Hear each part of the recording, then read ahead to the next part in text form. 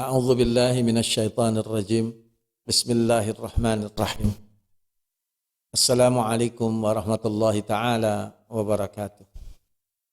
Alhamdulillahilladzi khalaqas samawati wal arda wa ja'ala adh-dhulumati wan nur. Thumma alladhina kafaru bi rabbihim ya'dilun. Ashhadu an la ilaha illallah wahdahu la syarika lah. Wa ashhadu anna Muhammadan 'abduhu wa rasuluhu alladzi la nabiyya ba'dah. Allahumma fassalli wa sallim ala habibina wa syafi'ina wa maulana wa zuhrina Muhammadin wa ala alihi wa ashabihi wa tabi'in wa man tabi'ahum bi ihsanin ila yaumiddin amma ba'd.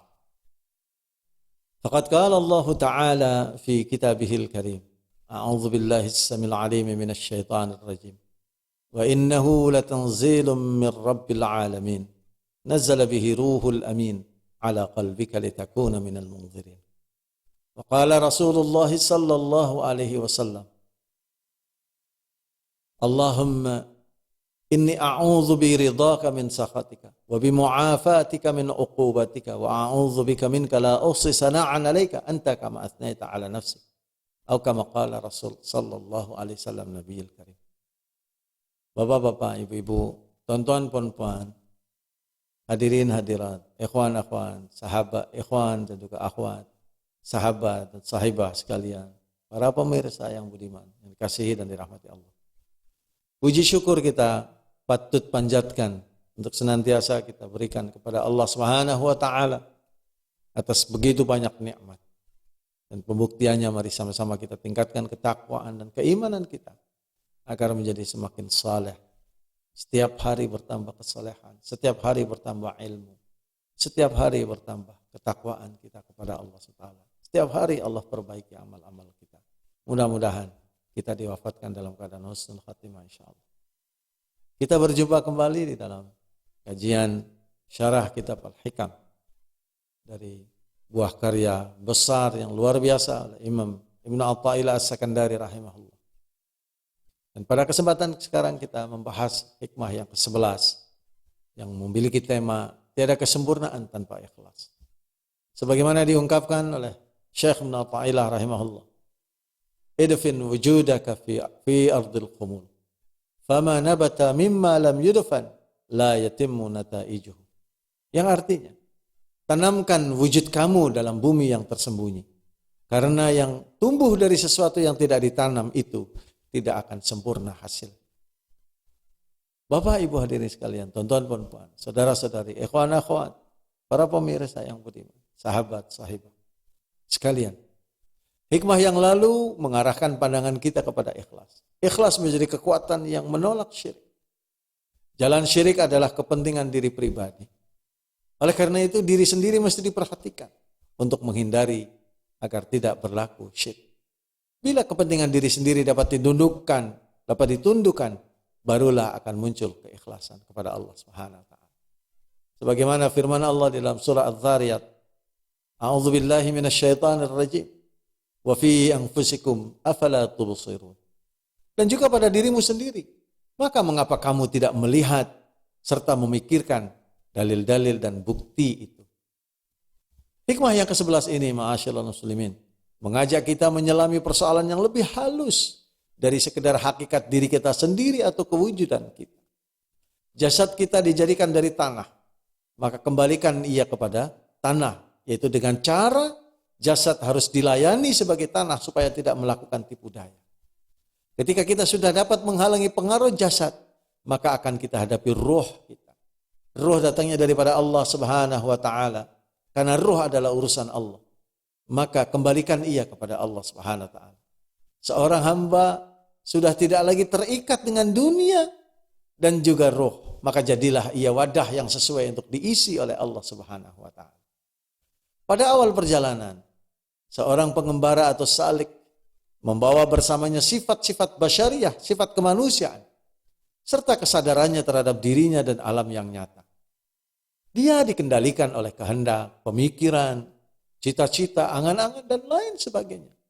Unsur-unsur dalam alam seperti barang tambang, logam, tumbuh-tumbuhan, hewan, bebatuan, ikut memengaruhinya. Latihan kejiwaan menghancurkan sifat-sifat yang keji dan memutuskan rantai pengaruh unsur-unsur alam yang nyata itu. Jika diperhatikan kalam hikmat yang lalu, yang ke-9, ke-10, kita dapat melihat bahwa hijab nafsu dan akal telah membungkus hati. Sehingga kebenaran tidak kelihatan. Akal yang ditutupi oleh kegelapan nafsu, yaitu akal yang tidak menerima pancaran cahaya, tunduk kepada perintah nafsu. Nafsu tidak akan pernah kenyang. Dan akal akan senantiasa memiliki jawaban dan alasan untuk memberikan pembenaran kepada nafsu. Hujah akal akan menjadi dinding yang kokoh untuk menyembunyikan nafsu. Jangan memandang enteng pada kekuatan nafsu dalam menguasai akal dan panca indera.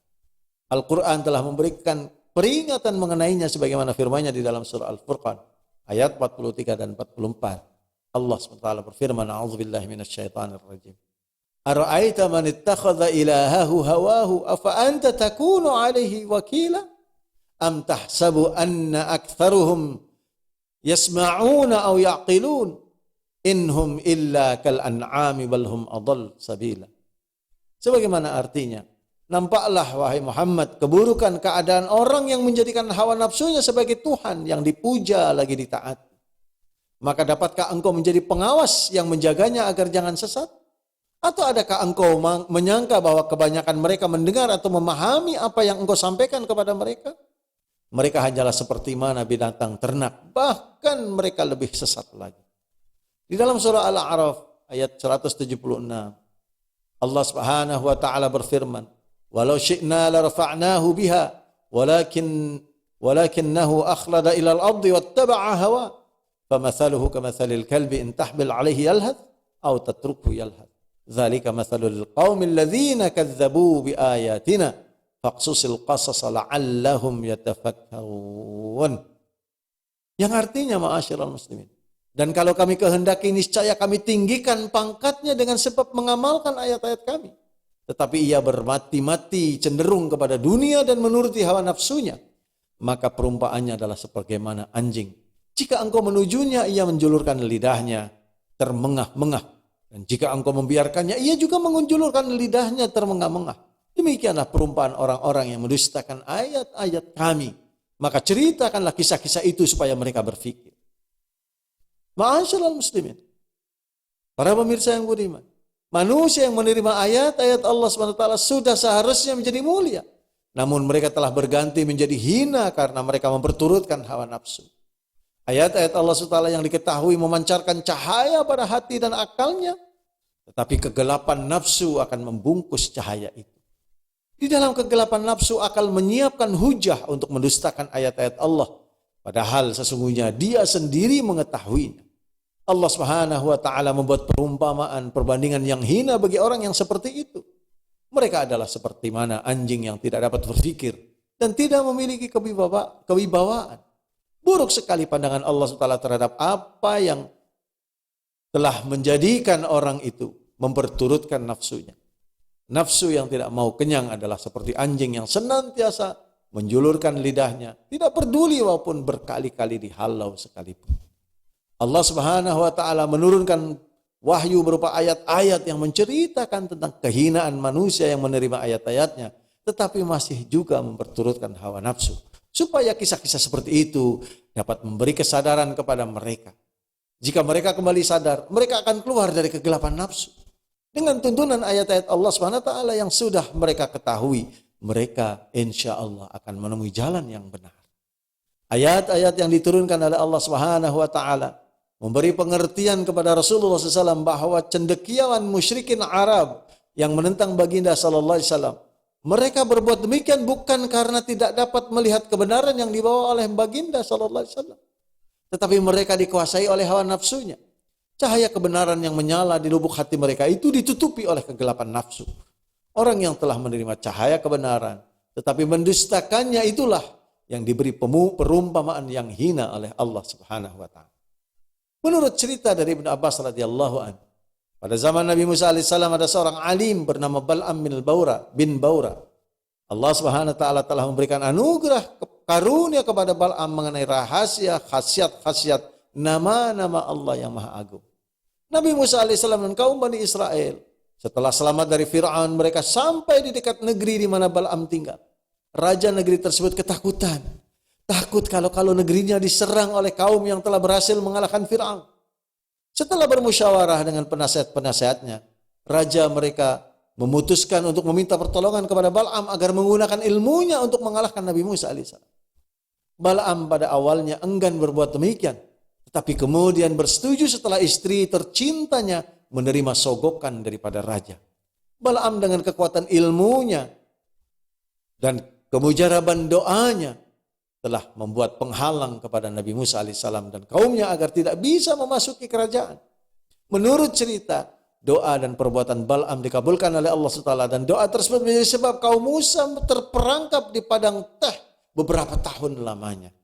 Ketika Nabi Musa alaihissalam mendoakan agar kaumnya dilepaskan dari halangan tersebut, Allah Subhanahu wa taala mengabulkan doa Nabi Musa, dan pada waktu yang sama turun laknat kepada Bal'am. Sebagian orang menganggap cerita di atas sebagai cerita Israiliyah. Rasulullah sallallahu alaihi wasallam menentukan dasar bahwa cerita ahlul kitab agar tidak dibenarkan atau tidak didustakan. Cerita tersebut dibawa sekedar menunjukkan sejauh mana kekuatan nafsu menutup pandangan hati, sehingga Bal'am sanggup menentang Nabi Musa alaihissalam walaupun dia mengetahui kebenaran kenabian Nabi Musa alaihissalam tersebut. Sebagaimana cendekiawan musyrikin Arab juga menentang Rasulullah sallallahu alaihi wasallam, padahal mereka dalam hati kecilnya menerima kebenaran baginda Rasulullah sallallahu alaihi wasallam. Menundukkan nafsu yang buruk ataupun nafsu yang jahat itu bukanlah pekerjaan yang mudah. Seseorang perlu kembali kepada hatinya, bukan akalnya. Hati tidak akan berbohong terhadap dirinya sendiri, sekalipun akal menutupi kebenaran atas perintah nafsu. Kekuatan hati adalah ikhlas. Maksud ikhlas yang sebenarnya sebagaimana diungkapkan di dalam surah Al-An'am ayat 162 ketika Allah Subhanahu wa taala berfirman, "Qul inna salati wa nusuki wa mahyaya wa mamati lillahi rabbil alamin." Yang artinya, katakan ya Muhammad, sesungguhnya salatku, ibadatku, hidupku dan matiku hanyalah untuk Allah Subhanahu wa taala, Tuhan yang memelihara alam dan berkehendak kepada sekalian alam itu. Abu Sahal bin Abdullah At-Tastari menjelaskan, "Nadhar al-Aqyas fi tafsir al-ikhlas, falam tajidu ghairi hadha an takuna harakatuhu wa sukunuhu fi sirrah wa alaniyatihi lillahi ta'ala la yumazihuhu nafsun wala hawa wala dunyan." Yang artinya, para Aqyas, yaitu para cendekiawan, orang-orang yang cerdas, di dalam menafsirkan ikhlas tidak lebih daripada ini, yaitu gerak dan diamnya di tengah kesepian atau di tengah keramaian hanya karena Allah Subhanahu wa taala. Tidak bercabang dua dengan kehendak nafsu, keinginan diri dan keinginan keduniawian. Sebagaimana diungkapkan di dalam kitab Al-Azkar bab yang 1, di mana subbab ikhlas disertai niat baik melakukan amalan yang tampak dan yang tersembunyi. Demikian juga diriwayatkan dari Abul Qasil Al-Qushairi, al-ikhlasu ifradul haqq subhanahu wa ta'ala fi ta'ati bil qasdi wa huwa an yurida bi ta'atihi at-taqarruba ila Allah ta'ala duna syai'in akhar min tasannu'i li makhluqin aw iktisabi bi mahmadatin inda an-nasi aw mahabbati madahin min al-khalqi aw ma'na min al-ma'ani siwa at-taqarrubi ila Allah ta'ala. Yang artinya, ikhlas ialah sengaja mengesahkan Allah di dalam beribadah. Yang dengan beribadah itu ia maksudkan untuk mendekatkan diri kepada Allah, bukan karena lainnya. Seperti berbuat sesuatu karena makhluk, berbuat kebajikan yang terpuji di sisi manusia, berbuat kebaikan karena suka dipuji atau lain-lainnya yang bukan taqarrub kepada Allah SWT. Sebagaimana dinukil dalam kitab Al-Azkar bab yang pertama. Ma'asyiral muslimin, Bapak Ibu hadirin sekalian, tuan-tuan puan-puan, ikhwan akhwat, sahabat sahiba yang dikasihi rahmati oleh Allah. Dalam ikhlas tidak ada kepentingan diri. Semuanya dipersembahkan hanya untuk Allah Subhanahu wa taala. Selagi kepentingan diri tidak ditanam di dalam bumi dalam-dalam, selagi itu ikhlas tidak akan tumbuh dengan baik. Ia menjadi sempurna apabila wujud diri itu sendiri ditanam. Bumi tempat menanamnya adalah bumi yang tersembunyi, jauh dari pemerhatian manusia lain. Ia adalah umpama kubur yang tidak bertanda batu nisan.